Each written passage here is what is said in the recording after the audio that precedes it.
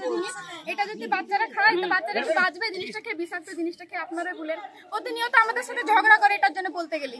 এখানে মানুষের অভিযোগ, এখানে সেন্টারের যারা প্রতিনিধি যারা আছে সেন্টারের, এরা একদম মানে ঘর বলেন, ঘরে যেসব মানে চাল জাতীয় জিনিস আছে, মানে চাল, কফি, হ্যাঁ, এবং ডাল, যে ডালটা বাচ্চারা খেলে, যে ডালটা খেলে মানে প্রচন্ড পরিমাণে মানে শরীর মানে খারাপ করে, ডালটা পোকা মাকড়, এবং যে দেখতে পাচ্ছেন চাল, মানে ঘরে যে চাল রেখেছে বস্তাটা মানে পুরো ফাঁকা করে থাকে, বিলাই এবং বিলাই, কাঠবিড়াল, সাপ, বিভিন্ন রকমের পোকামাকড় এখানে মানে মানে ভিতরে এরকম জানলা খোলা থাকে, এবং মানে এতটা পরিমাণে পরিষ্কার অপরিষ্কার মানে মানে নোংরা জাতীয় জিনিস মানে এখানে থাকে।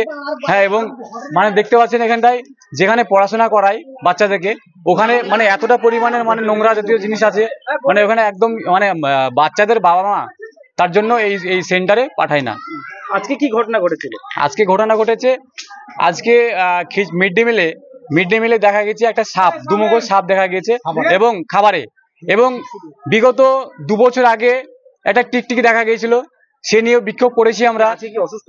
আজকে মোটামুটি 7 থেকে 8 জন আমাদের মুর্শিদাবাদ মেডিকেল কলেজে ভর্তি রয়েছে, এবং আরো যে সকল মানে বাচ্চারা আছে ওদেরকে মানে পাঠানো হয়েছে মুর্শিদাবাদ মেডিকেল কলেজে।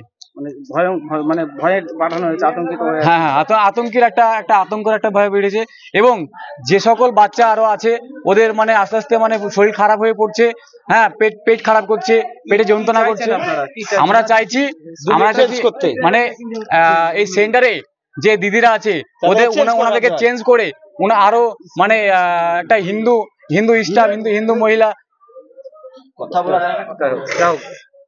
পরিষ্কার পরিচ্ছন্ন চাই।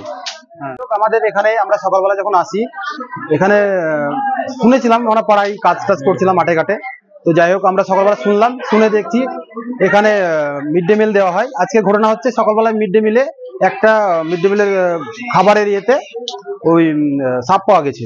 তো এখানে মোটামুটি 20 বছর আগে থেকে এখানে এটা চলে।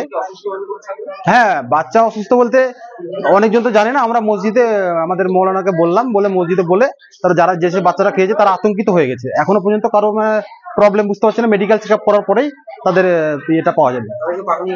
হ্যাঁ, পাঠানো হয়েছে। এখানে আমাদের সাব সেন্টারের যে মহিলা আছে ওনাকে ডেকে লিস্ট করে আমরা ভিডিও সাহেব এসেছিল, এসে এখানকার আমাদের স্থানীয় স্যার এসেছিল, পুলিশ বাবু এসেছিল, ওরা এসে টোটাল এটাকে হ্যান্ডেল করে।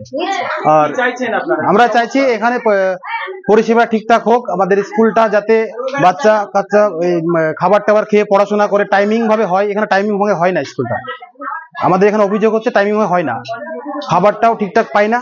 আর মেনলি আমি জানি না, তবে পাড়ার অভিযোগ যে না এখান থেকে ডিম চলে যায় নাকি চলে যায়, আমি কিন্তু জানি না বিষয়টা, কিন্তু পাড়ার লোকের অভিযোগ এগুলো।